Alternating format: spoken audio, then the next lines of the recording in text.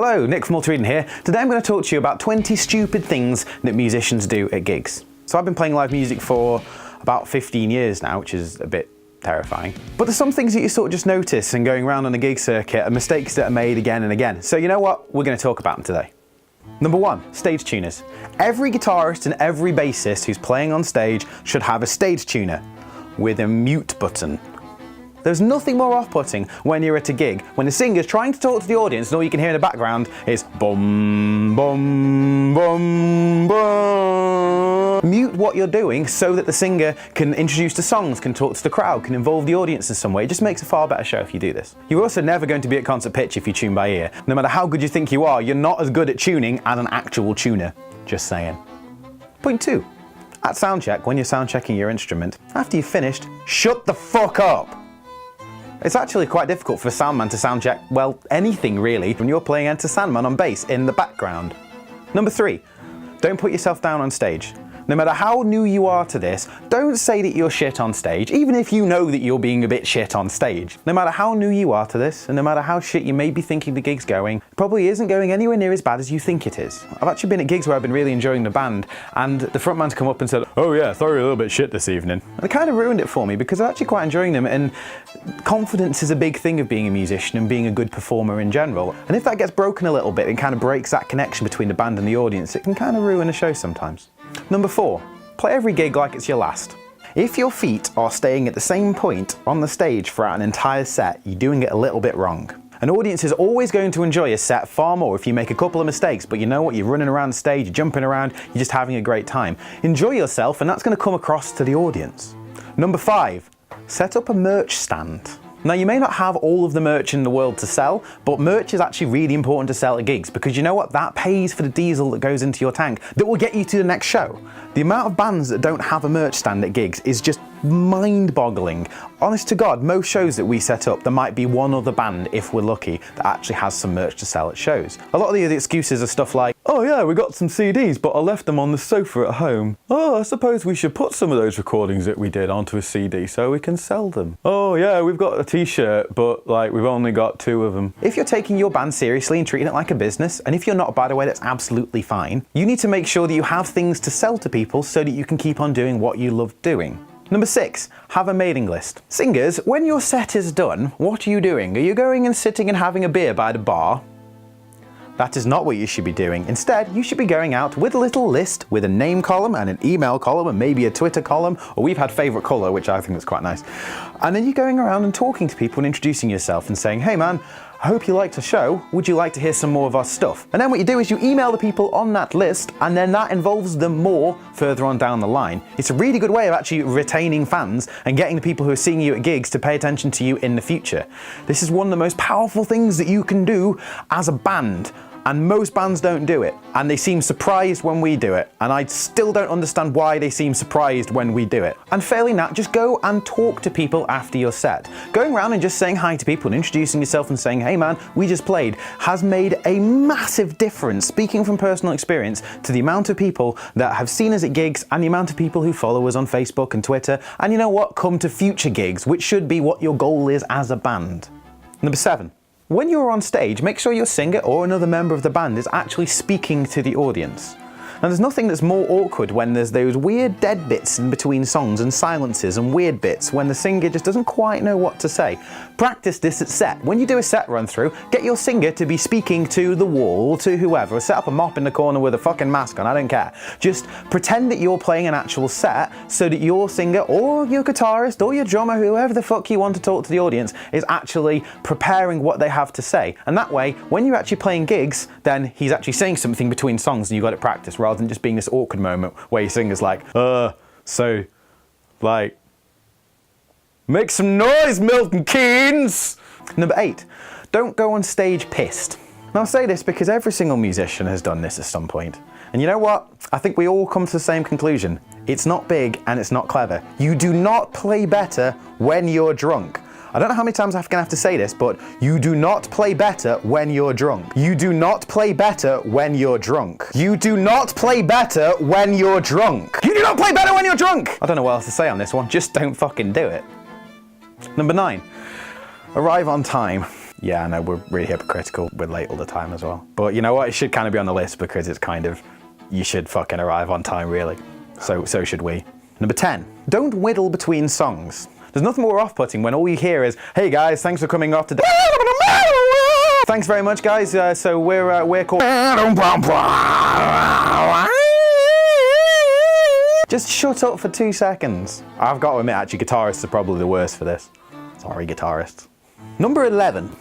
Make sure you say who your band are clearly and concisely and several times throughout the gig. There's actually been a bunch of bands that I've seen over the years and I have no idea what they're called, and I'm never going to listen to any of their music again because they didn't say who they were. There's other things you can do to maybe support this, like some cab scrims or some banners or flyers or leaflets or business cards that you can buy for 15 quid off of Vistaprint or whatever, and just leave them scattered around the venue. It's just a really good way of making sure that people remember who you are. Number 12. Support and check out the other bands. We covered this in our gig etiquette video. You should be supporting every other band that's on the bill. You should be watching them, you should be clapping, whether they're on before you or whether they're on after you. You should be there and supporting and enjoying all the bands that are on the bill, because then they'll do the same thing for you. The only caveat to this, just before you go on stage, you might want to be warming up. I make sure I usually take about half an hour before I go on stage to do vocal warm-ups, because otherwise I'm not going to be singing at my best. So fair enough, there's not a lot you can do about that. But every single other band in the rest of the evening, I'm not going out and getting some food. I'm making sure I'm there, watching the band, supporting them, and just having a really good time. Number 13, make sure that you bring along with you spare picks, leads, strings, sticks, a snare drum. We even bring a spare guitar head and wireless mic system with us as well.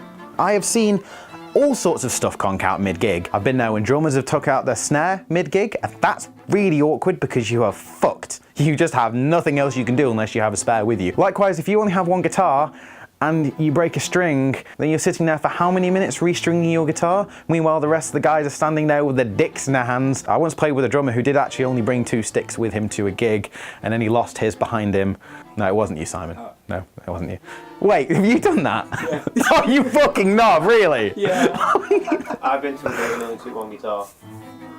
And did anything break? Yeah. Yeah, Yeah, the backup broke, and then I broke the string on my main guitar, and I had to ask on stage if I could borrow the guitarist's guitar, and then 4 minutes later I got one. I'm surrounded by idiots. I once played with a bass player who was like, nah, bassists never go down. First gig we did with him. First fucking gig, the bass's electrics went down.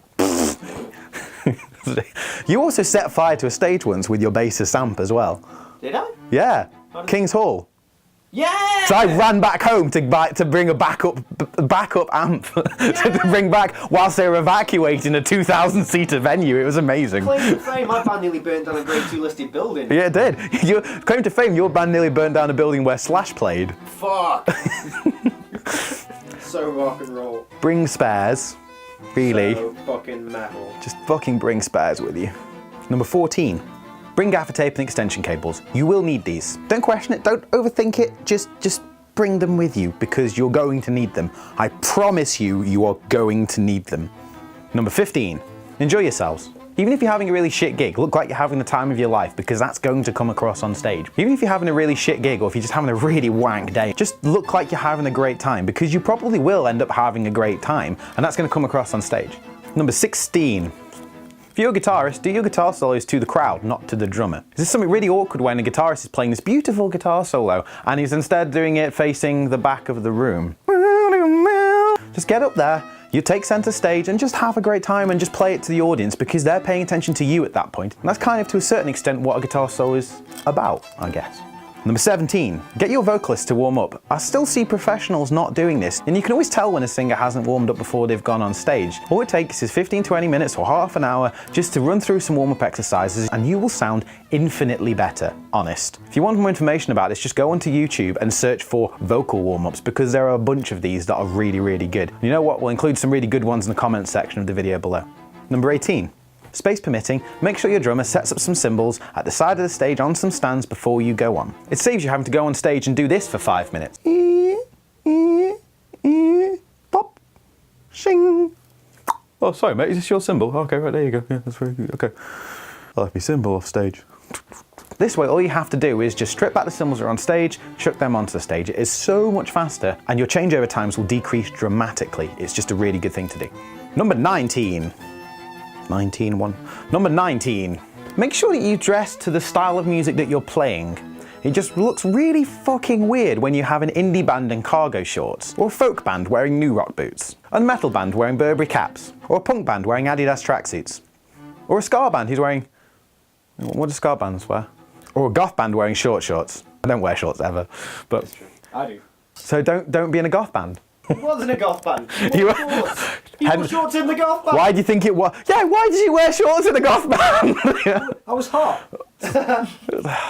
Say that again. So you're kind of seeing what we're getting at here a bit, really, don't you? Basically, dress to your style. I'm not saying you have to turn up wearing makeup, though. For some bands, I guess that does kind of look quite good. But just make sure that all of you guys that are on stage are wearing stuff that actually matches, and actually your front man stands out a little bit as well. It just looks really stupid if your goth rock band are all wearing skinny jeans and black t-shirts, and you've got one guy at the back there who's wearing a fucking pink tracksuit. It's just, I say this as a joke. I've actually seen a fucking goth band with the keyboardist playing a fucking pink tracksuit. It would look like he'd walked out fucking TK Maxx.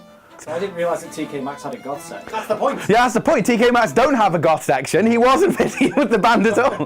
Well, maybe they should. Well, maybe they should in the future. Yeah, basically, just think about your image before you go on stage. It doesn't take too long to do. It can be a bit of an awkward conversation, but you know what? It fucking shouldn't be an awkward conversation. It should be a conversation you all as a band and go, right, how are we going to look on stage? And you need to decide that between you guys, and you need to figure out what's going to look good. And you know what? Image is the important thing in the music industry. Don't ignore it. And finally, number 20. That's going to be the wrong way around. I've been doing it this way around all the time. Oops. Oh, well, never mind. Practice your set and make it flow. So what I mean by this is run through your set from start to finish as you would to an audience. Set up your instruments in a practice studio as you would at a gig venue. Move around, film it, look back at the footage and go, you know what, what's working, what's not working, how can we make our set tighter? We did this when we first started. You know what, our set went from kind of down here to up here straight away. Admit it took us a little while to kind of get to a point where we were really happy with it entirely, but that just helped us massively. And no matter how experienced you are, this is really good. And that's why big bands do tech rehearsals at big rehearsal spaces to make sure that their stage show is the tits, looks the tits, sounds the tits, and flows really, really well. There we go, that's all 20 done and dusted. Do you agree with what you've heard? Let us know in the comments. Do you disagree with what you've heard? Let us know in the comments. Let's start a discussion about this and find some things that musicians do that they shouldn't be doing that we can stop doing. Alternatively, things that you have seen that really work well that, you know what, we should be doing. Let's talk about this. Let's start a discussion. Like, share and subscribe for more new videos every Monday and every Thursday.